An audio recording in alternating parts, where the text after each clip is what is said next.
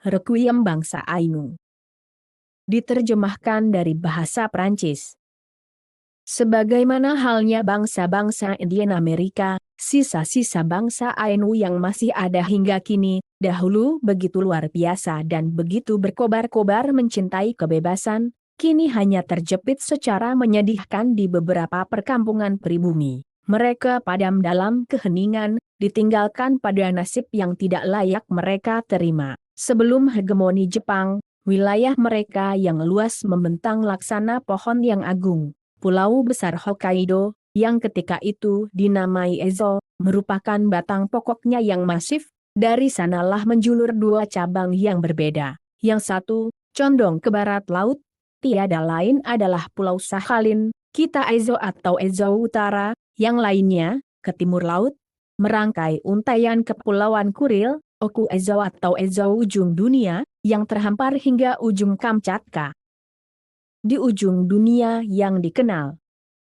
Selama hampir 1 milenium, Jepang tidak memiliki pengetahuan yang berarti tentang pulau-pulau yang tersembunyi di balik kabut mitologis ini. Yang sedikit diketahuinya berasal dari barang-barang dagangan aneh yang diterimanya melalui barter, minyak hiu, bulu elang, lumut tobat, pakaian-pakaian ganjil yang dijahit dari kulit kayu di musim panas, dari kulit anjing laut di musim dingin, atau dari kabar burung yang jauh dan tak pasti, yang menggambarkan para kepala pulau sebagai raksasa-raksasa sangat jahat dan gemar pada sihir, yang mampu, atas kehendak mereka, mendatangkan hujan dan menghembuskan badai. Barulah pada tahun 1604 seorang daimyo dilantik di Matsumae, tetapi ia hanya puas, boleh dikata, berjaga-jaga di depan pintu. Tak berarti dan terabaikan, pulau-pulau ini juga merupakan satu-satunya bagian Pasifik yang luput dari kegiatan tanpa lelah Kapten Cook,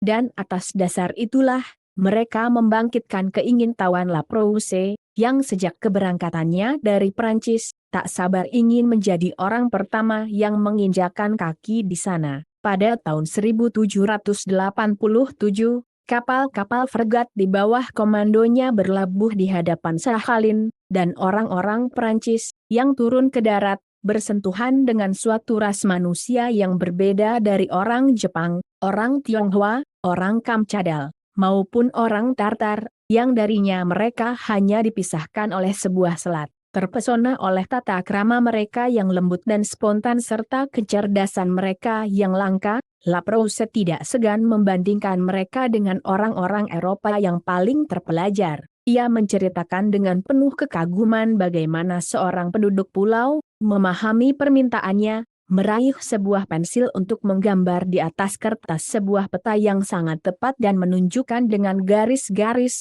jumlah hari perjalanan perahu. Datanglah restorasi Meiji, yang akan mengguncang keseimbangan lama Ezo, barangkali lebih hebat lagi daripada keseimbangan Jepang sendiri. Melalui kebijakan pembukaan lahan dan kolonisasi yang brutal, diperparah oleh perampasan tanah secara sewenang-wenang, pemerintahan pusat menundukkan orang-orang Ainu di bawah perwalian Tiri yang menghapus bahkan nama tanah mereka. Dalam peminggiran paksa ini, sastra lisan mereka yang kaya, yang diturunkan dari generasi ke generasi dalam santuari ingatan mereka, melayu hingga tinggal menjadi kenangan kakek nenek semata. Terlupakanlah nyanyian-nyanyian yang dipersembahkan kepada para leluhur, Ainu Yukar, epik-epik ilahi, Kamui Yukar, dan dongeng-dongeng, Uepeker, tempat hidupnya alam yang samar-samar dipersonifikasikan, laut yang memberi makan, hutan yang memberi naungan, anak beruang yang dipelihara di kampung dengan penuh kasih. Sebagaimana dikeluhkan oleh Kubodra Itsuhiko, selain beberapa orang tua, orang-orang Ainu tidak lagi menggunakan bahasa mereka. Mereka berbicara bahasa Jepang. Pengorbanan berkobar Chiriyukiye.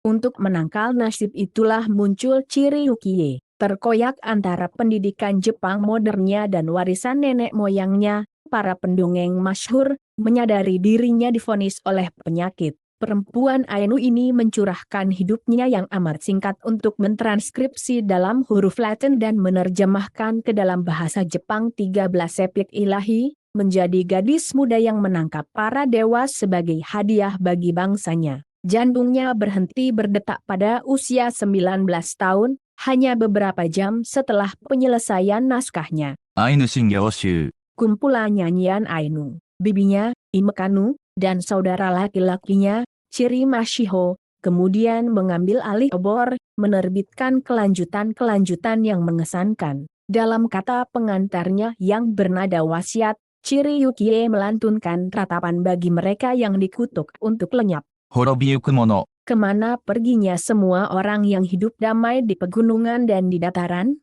Alam yang telah ada sejak zaman purba lenyap sedikit demi sedikit. Segelintir dari kami yang masih tersisa membelalakan mata keheranan melihat perubahan dunia. Oh, siluet menyedihkan yang sedang binasa, terpaksa bergantung pada belas kasihan orang lain. Perlawanan melalui semangat Nukis Hyokis. Sebagai kontrapung sempurna terhadap legi pemakaman ini, Nukis Hyokis menolak ramalan kepunahan. Melalui manifestonya tahun 1934.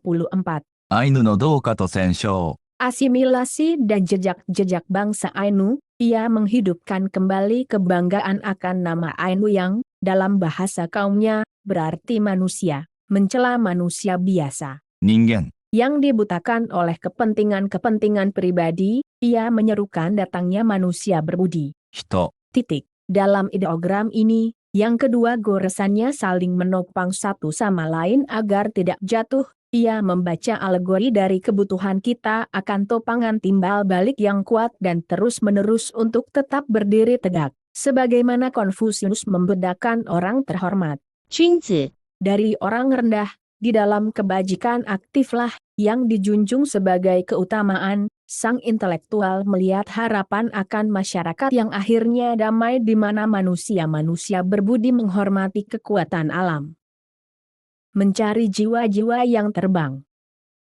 Sebagaimana telah lenyap Ezo yang tua, bersama orang-orang Ainu ini, saudara dari gemuruh air terjun dan keluhan angin di dedaunan, terancam pula untuk terhapus teofagi hutan yang liar dan barbar, komuni mistik dengan yang tak terlihat, padang liar yang dihuni kenangan-kenangan mulia dan dewa-dewa kamui, serta intuisi-intuisi primitif yang berpusat pada gagasan ramat, roh, keintiman rahasia, hati manusia dan segala sesuatu. Kita kehilangan bagian animisme kita sendiri di dalam dunia alam yang tak henti menyusut, mendesak kiranya untuk mencoba menemukannya kembali, seperti para dukun di masa lampau yang bergegas dalam pencarian untuk menangkap jiwa-jiwa yang terbang dari orang-orang yang sekarat sebelum jiwa-jiwa itu lenyap untuk selamanya.